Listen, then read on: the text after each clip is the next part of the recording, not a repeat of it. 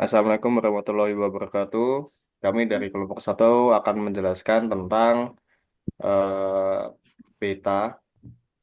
Jadi di sini yang pertama saya akan menjelaskan tentang pengertian beta dan estimasi beta. Jadi pengertian beta sendiri adalah ukuran resiko sistematis suatu aset atau saham terhadap pergerakan pasar secara keseluruhan. Jadi beta menunjukkan seberapa besar sensitivitas retun suatu saham dibandingkan dengan retun pasar. Terus estimasi beta. Jadi estimasi beta biasanya dilakukan menggunakan data historis, retun saham, dan retun pasar. Jadi ada langkah-langkahnya yaitu yang pertama mengumpulkan data, kedua regresi linear, terus yang terakhir itu ada menggunakan adjust beta. Selanjutnya akan dijelaskan oleh rekan saya. Oke, selanjutnya kita masuk ke beta pasar.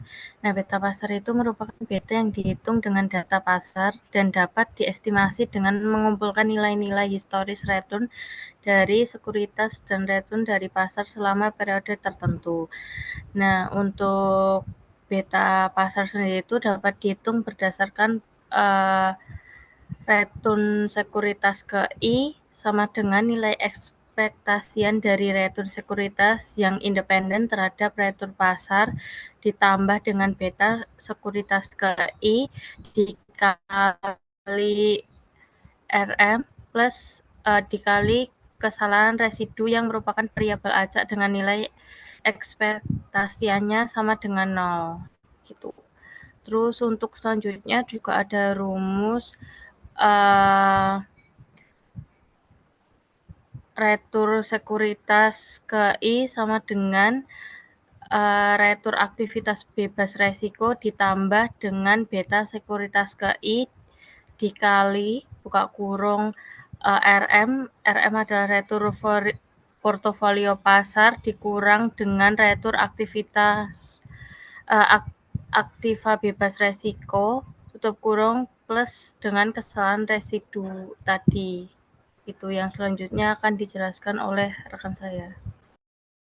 Oh, baik, selanjutnya mengenai beta akuntansi. Nah, beta akuntansi ini tuh dapat dihitung secara sama dengan beta pasar tadi yang menggunakan data return, yaitu dengan mengganti data return dengan data laba akuntansi. Nah, beta akuntansi itu dapat dihitung dengan rumus beta akuntansi sekuritas KI sama dengan kovarian antara laba perusahaan KI dengan indeks laba pasar dibagi dengan varian dari indeks laba pasar. Selanjutnya akan dijelaskan oleh rekan saya.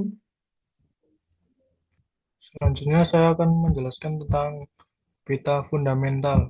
Jadi untuk beta fundamental ini memiliki fungsi yang pertama yaitu mengukur sensitivitas return saham terhadap return pasar. Jadi jika beta sama dengan 1, maka saham bergerak searah dan sebanding dengan pasar.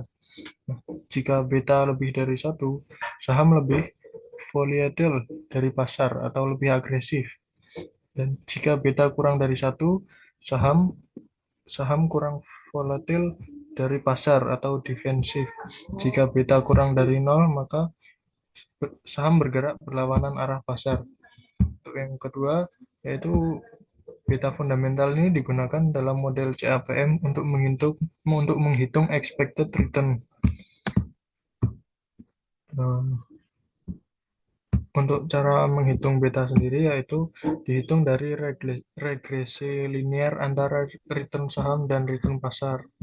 Jadi inti dari manajemen risiko dalam investasi ini membantu investor memahami seberapa besar eksposur suatu saham terhadap fluktuasi pasar dengan pemahaman beta. Investor bisa menyusun portofolio sesuai dengan profil risikonya. Selanjutnya akan dijelaskan oleh rekan saya. Selanjutnya saya akan menjelaskan mengenai beta portofolio. Jadi beta portofolio ini adalah ukuran sensitivitas portofolio terhadap perubahan pasar yang merupakan rata-rata tertimbang dari beta aset-aset yang membentuk portofolio. Nah, jadi beta portofolio ini mengukur seberapa besar portofolio akan naik atau turun jika dibandingkan dengan pasar jika pasar mengalami perubahan. Nah, untuk perhitungan beta portofolio sendiri ini dihitung dengan mengalihkan beta masing-masing aset dalam portofolio dengan proporsi atau bobot investasi pada aset tersebut, kemudian menjumlahkan hasil pertanian tersebut. Contohnya, jika terdapat 50% investasi pada saham A dengan beta 2,0 dan juga terhadap 50% investasi pada saham B dengan beta 1,0, maka beta portofolionya adalah 0,5 dikalikan dengan 2,0 ditambah 0,5 dikalikan dengan 1,0, yaitu 1,5.